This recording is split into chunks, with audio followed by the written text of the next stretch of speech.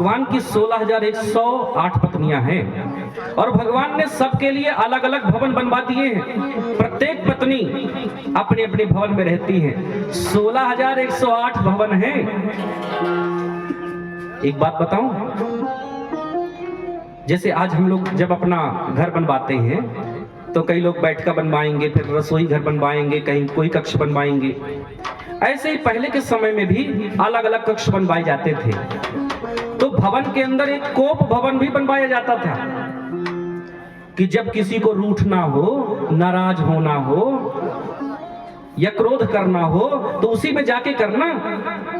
ऐसी अनुमति नहीं थी कि जहां मन पड़े वहीं चिल्लाना शुरू, वहीं रोना शुरू, वहीं पर उठना शुरू। कोप भवन के भीतर जाओ, वहां पे रूठो। और यदि कभी कोई पत्नी चली जाए कोप भवन तो फिर समझ लेते थे सब लोग कि आज मामला गड़बड़ है। तो भगवान की जो सब पत्नियां हैं कभी न कभी कोप भवन में गई हैं। सत्यभामा तो कुछ ज्यादा ही बार गई हैं, क्योंकि दहेज लेके आई थी ना सेमंतक मणि का, तो इसलिए अधिकार बनता था। तो कई बार रूठी हैं वो। लेकिन आपको आश्चर्य होगा, भगवान की जो प्रथम पत्नी है रुक्मिणी, वो एक बार भी कोप भवन नहीं गई, कभी भगवान से रूठी नहीं, कभी क्रोध नहीं किया, नौकरों तक को ऊंची आवाज में डांटा नहीं। घर में जितने लोग आते हैं सब प्रशंसा करते हैं। अरे बेटी हो तो रुक्मिणी जैसी, बहू हो तो रुक्मिणी जैसी, बहन हो तो रुक्मिणी जैसी, पत्नी हो तो रुक्मिणी जैसी, सब प्रशंसा करते हैं। क्योंकि बंधुओं, गीता में भगवान कृष्ण भी बतलाते हैं कि क्रोध से जैसी रद्दी वस्तु तो कोई है ही नहीं। क्रोध एक ऐसा दुर्गुण है जो जीवन को तहस नहस कर देता है और बाद में पश्चाताप भी करोगे तो क्या होगा, क्षति तो हो ही जाती है। देखो भैया, रुक्मिणी की लोग प्रशंसा क्यों करते हैं पता है? वाणी। ये जो वाणी है हमारी, ये बाण शब्द से बनती है। अगर इसका प्रयोग तुमने समुचित रूप से किया तो पराया भी अपना हो जाएगा और नहीं तो अपने भी पराये हो जाएंगे। सबसे बड़ा कारण तो संबंधों में वाणी का होता है। कागा काको धन हरे, कोयल काको दे, अमीठी वाणी बोल के जग अपनो कर ले। ये बताओ, कौवा किसी का धन हरण करता है क्या? फिर भी लोग कौवे की वाणी को पसंद नहीं करते, कौवे को पसंद नहीं करते। कोयल क्या किसी को संपत्ति दे देती है क्या? फिर भी लोग कोयल को पसंद करते। ऐसा क्यों? केवल वाणी का प्रभाव है। इसलिए बंधुओं, प्रयास करो, मधुर वाणी में लोगों से बात करो। कभी किसी के हृदय को ठेस ना पहुंचाओ। यदि हम किसी को सम्मान देंगे तो सम्मान देने से हमारा कुछ घट तो नहीं जाएगा। तो एक दिन कृष्ण ने विचार किया कि जिसको देखो सब रुक्मिणी की प्रशंसा करते हैं, आज तो हम क्रोध दिला के रहेंगे। ध्यान से सुनना, बड़ा आनंद आएगा। रुक्मिणी ने कभी क्रोध नहीं किया और कृष्ण ने आज ठान लिया कि हम तो क्रोध दिला के रहेंगे। तो भगवान कृष्ण गए रुक्मिणी के भवन। रुक्मिणी जी पंखा झलने लगी।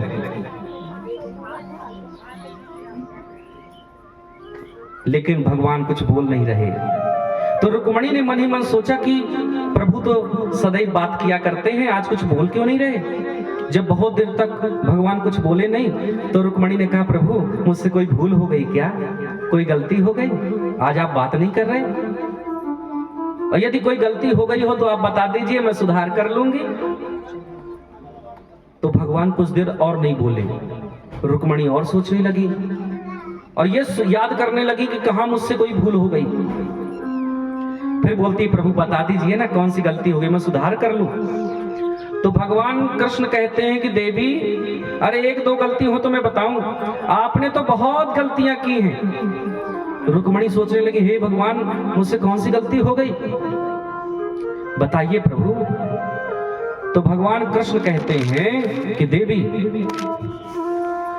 राजपुत्री सीता भूपैर लोकपाल विभूतिभिः महानुभावै श्रीमद्भिः रूपवदार्य बलोर्जितैः। देखो देवी, आपका और हमारा तो कोई मेल था ही नहीं। कहां तो आप राजकुमारी और कहां मैं ये सामान्य सा गाय चराने वाला ग्वाला। फिर भी आपने मुझसे विवाह कर लिया और आपके पास तो बड़े बड़े राजाओं और राजकुमारों के साथ विवाह का प्रस्ताव था। आपने सबको ठुकरा करके मुझसे विवाह कर लिया, तो सबसे बड़ी भूल तो आपने यही कर दी। अच्छा, ये बोलते जा रहे हैं भगवान और बीच बीच में पीछे मुड़ के देख रहे हैं कि गुस्सा आ रही है कि नहीं। हाँ, करके देखते जा रहे हैं कि गुस्सा आ रही है कि नहीं। और जब भगवान ने देखा कि अभी गुस्सा तो आई नहीं, तो दूसरी बात फिर कहते हैं, देवी कभी कभी तो लोग ये सोच करके विवाह कर लेते हैं कि बड़े पराक्रमी हैं, बड़े वीर हैं, तो मेरे अंदर तो ये विशेषता भी नहीं है। राजभ्यो बिभ्यतः शुभ्रूः समुद्रम शरणं गतां। मैं तो बड़े बड़े जरासंध आदि राजाओं के भय से समुद्र में शरण लेके रहता हूं, अपना घर तक छोड़ दिया मैंने, तो मैं तो पराक्रमी भी नहीं हूं, फिर भी आपने मुझसे विवाह कर लिया। और देवी कई बार तो लोग ये सोचते हैं कि बड़े ऊंचे कुल खानदान का है, तो मेरे तो कुल खानदान का ही ठिकाना नहीं है। कोई कहता है कि देवकी वसुदेव के पुत्र हो, कोई कहता है नंद यशोदा के पुत्र हो, और कोई कहता है तुम्हारे कोई माता पिता नहीं है। तो देवी तो मेरे तो कुल खानदान का भी ठिकाना नहीं, फिर भी आपने मुझसे विवाह कर लिया। अच्छा, ये बोल रहे हैं फिर से पीछे मुड़ मुड़ के देख रहे हैं, गुस्सा आई कि नहीं आई। और रुक्मणी को तो अभी बिल्कुल गुस्सा नहीं आई, सोच रही है कि मुझसे कहीं ना कहीं कोई भूल हुई होगी, तब आज प्रभु ऐसी बातें कर रहे हैं। फिर भगवान ने कहा, देखो देवी, शास्त्रों का एक नियम है, कन्या वरयते रूपम माता वित्तम पिता श्रुतम बांधवाः कुलमेच्छन्ति मिष्टान्नम इतरे जनाः। कन्या वरयते रूपम, सबकी अपनी अपनी इच्छा होती है। जो कन्या होती है उसके मन में एक ही भाव होता है कि मेरा जो होने वाला पति हो वो सुंदर होना चाहिए। कन्या वरयते रूपम, वो रूपवान वर चाहती है। माता वित्तम पिता श्रुतम, माता वित्तम, लड़की की माँ चाहती है कि जहां भी मेरी बेटी का विवाह हो तो मेरे होने वाले दामाद के पास बढ़िया रुपया पैसा होना चाहिए, अच्छी संपत्ति हो, और थोड़ा बड़ा सामला भी होगा तो चलेगा, पर संपत्ति में कमी नहीं होनी चाहिए। और पिता श्रुतम, पिता की इच्छा होती है कि मेरी बेटी जहां पर भी जाए जिस घर में, तो मेरा दामाद पढ़ा लिखा होना चाहिए, अच्छी नौकरी में या अच्छे व्यवस्था में होना चाहिए, सम्मानित होना चाहिए समाज में, यह पिता की इच्छा होती है। और बांधवाः कुलमेच्छन्ति, जो भाई पट्टीदार होते हैं, बंधु बांधव, उनकी इच्छा होती है कि जहां पर हमारे खानदान की बेटी जाए तो वो कुल अच्छा होना चाहिए, क्योंकि पैर पड़ना पड़ेगा ना। अब बाकी सामला रहा है, गरीब रहा है, उससे हमको मतलब नहीं, पर कुल अच्छा होना चाहिए। और कुछ होते हैं बाराती शादी में, उनकी भी कुछ इच्छा होती है, वो चाहे मिष्टान्नम इतरे जनाः, बढ़िया बढ़िया रबड़ी रसगुल्ला मिले खाने को, क्या मतलब लड़की से, क्या मतलब लड़का से, चाहे जैसे रहे आए। तो देवी कन्या वरयते रूपम, देवी तो अच्छा वर चाहती है। और मैं तो सुंदर भी नहीं हूं, मैं तो गोरा भी नहीं हूं, मैं तो काला हूं। अब देखो, एक तो मैं बचपन का काला, एक तो नाम ही कलुआ, और दूसरा बचपन से काला, और तीसरा जब से कालिया नाग से सामना हो गया तब से कुछ ज्यादा ही काला हो गया। और मेरे भक्तों को जब मुझ पर गुस्सा आती है तो मेरे भक्त तो कह देते हैं कि तुम ऊपर से भी काले हो, तुम अंदर से भी काले हो। इसलिए देवी आपने बड़ी भूल कर दी। और मैं तो कहीं का राजा भी नहीं बना, मैंने दूसरों को राजगद्दी दिलाई है, पर मैं स्वयं राजा कभी कहीं का नहीं बना। अच्छा देवी, कई बार लोग इससे भी विवाह कर लेते हैं कि बड़े व्यवहारिक हैं, व्यवहार कुशल हैं, तो मैं तो व्यवहार कुशल भी नहीं हूं, और आपके भाई रुक्मी से तो मेरी बिल्कुल बनती नहीं, झगड़ा ही होता रहता है। फिर भी आपने मुझसे विवाह कर लिया। फिर से एक बार मुड़ करके देखते हैं गुस्सा आ रही है कि नहीं रुक्मणी को। पर भगवान ने देखा कि अरे अभी तक गुस्सा नहीं आई, तो एक प्रयास और करते हैं। कहते हैं कि देवी देखो, मेरी प्रशंसा भी सब लोग नहीं करते। पता है मेरी प्रशंसा कौन करता है? जिसके पास न रहने का ठिकाना न खाने का ठिकाना, ऐसे साधु संत महात्मा बैरागी जो इधर उधर भटकते फिरते हैं, वही मेरी प्रशंसा करते हैं, और तो कोई मेरी प्रशंसा करता नहीं।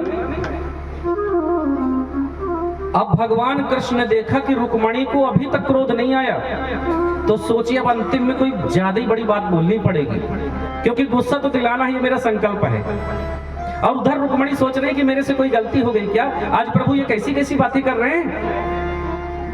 भगवान ने अब अंतिम बात बड़ी मजबूत कह दी। भगवान कहते हैं देखो देवी, गलती तो सबसे हो जाती है, और गलती को सुधारने का मौका भी मिलना चाहिए। तो देखो आज मैं आपको अवसर देता हूं, आज आपके मन में यदि कोई पसंद हो तो आज भी जाकर के आप उससे विवाह कर लीजिए, मुझे कोई आपत्ति नहीं, मुझे कोई दिक्कत नहीं। अच्छा पता ये बातें कब कर रहे हैं? जब 4-5 बाल गोपाल 4-5 बच्चे हो चुके हैं तब। आजकल की धर्म पत्नी होती तो पति देव की अकल ठिकाने लगा देती। शादी के इतने वर्षों बाद 4-5 बच्चे हो गए और तुम्हें ये बात करने की सूझी? लेकिन वो तो रुक्मणी थी। भगवान ने जैसे ही अपने से अलग होने की बात कही, रुक्मणी को सहन नहीं हुआ, तुरंत वहां मूर्छित होकर गिर पड़ी। अब तो भगवान घबरा गए। अभी तक रुक्मणी पंखा झल रही थी, अब भगवान ही चतुर्भुज रूप धारण कर लेते हैं और रुक्मणी को गोद में लेकर के पंखा झलने लगे। रुक्मणी को जब होश आया, चेतना आई, तो भगवान ने कहा रुक्मणी देवी आप हमसे रूठना नहीं, बुरा नहीं मानना, हम तो हास परिहास कर रहे थे, हंसी मजाक कर रहे थे। देखो हम घर गृहस्थी वाले लोग हैं और राजपाट में व्यस्त रहते हैं, कितनी व्यस्तताएं रहती हैं घर परिवार में जिम्मेदारियों की। इसलिए घर गृहस्थी वालों का तो ये कर्तव्य है कि जब भी अवसर मिले तो हास परिहास करते रहना चाहिए। इसलिए हम हास्य विनोद कर रहे थे देवी, हम तो जानते हैं कि आप हमारे प्रति परायणा हैं, हमारे अतिरिक्त किसी का चिंतन तक आपके मन में नहीं आता, यह हम अच्छी प्रकार से जानते हैं। रुक्मणी ने कहा प्रभु आपका जब भी जो मन पड़े सो कह लेना, हमें मुझे बुरा नहीं लगता, लेकिन कभी भी स्वयं से मुझको अलग करने की बातें मत करिएगा, क्योंकि ये मुझसे सहन नहीं हो पाता। और आपको एक बात कहूं, भगवान ने जो जो बातें रुक्मणी से कही थी, रुक्मणी ऐसा उत्तर देती गजब का, सुनने लायक है। हर प्रश्न का उत्तर देती है जो जो भगवान ने कहा था। रुक्मणी कहती हैं नन्वेह में तदरविंद विलोचना यद्वै भवान भगवतो सदृशी विभुम्नः क्वस्वै महिम्नभिर्तो भगवास्त्रिधीशः क्वाहं गुणप्रतिरग् गृहीत पादा। रुक्मणी कहती है प्रभु आपने कुछ भी गलत नहीं कहा, आपने जो पहली बात कही बिल्कुल सत्य कहा। आपका और हमारा मेल तो है ही नहीं।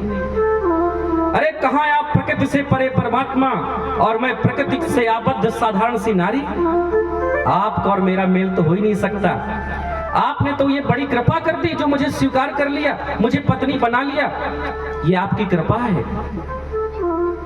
और दूसरी बात आपने कही कि मैं सब कुछ छोड़ करके समुद्र में शरण लेकर रहता हूं, तो प्रभु ये भी आपने बिल्कुल सत्य कहा है। जिस देह में काम, क्रोध, लोभ, मोह, मद, मत्सर, अविद्या आदि विकार रहते हैं, आप उस देह में कहां रहते हैं? आप तो आत्मा रूपी समुद्र में रहते हैं जहां पर कोई विकार नहीं होते। और तीसरी बात आपने कही कि मेरे माता पिता का पता नहीं है, तो प्रभु आपके भी कोई माता पिता हो सकते हैं क्या? अरे वो तो आपने लीला में बना लिया, आप तो जगत पिता हैं, आप तो संसार के पिता हैं। और प्रभु चौथी बात तो आपने कही कि मैं गोरा नहीं हूं, काला हूं। तो रुक्मणी जी मुस्कुराते हुए सिर नीचे झुकाई, बोली काले हो तब तो कमाल करते हो, गोरे होते तो पता नहीं क्या होता। यदि नंद लला तुम होते लली, यदि नंद लला तुम होते लली, तो गरे कट जाते करोड़न के। यदि नंद लला ना होकर के लली होती तो करोड़ों लोगों के गले ही कट गए होते। प्रभु आप काले नहीं हैं, आप तो जगत के उजाले हैं। और प्रभु आपने एक बात कही कि मेरी प्रशंसा तो केवल वो लोग करते हैं जो भिखमंगे होते हैं, जिनके पास न रहने का ठिकाना न खाने का ठिकाना। तो प्रभु मेरी दृष्टि में रुपया पैसा धन नहीं है, मेरी दृष्टि में तो धन कुछ और ही है। कबीरा सब जग निर्धना, धनवंता नहीं कोय, अधनवंता सोई जानिए, जाके राम नाम धन होय। मेरी दृष्टि में प्रभु असली धन तो केवल आपके नाम का धन है। देखो संसार में सभी निर्धन हैं, वास्तविक धनवान तो केवल वही है जिसके पास भगवान के नाम की पूंजी है। और इस प्रकार से बंधुओं भगवान की ये हास परिहास की लीला हुई।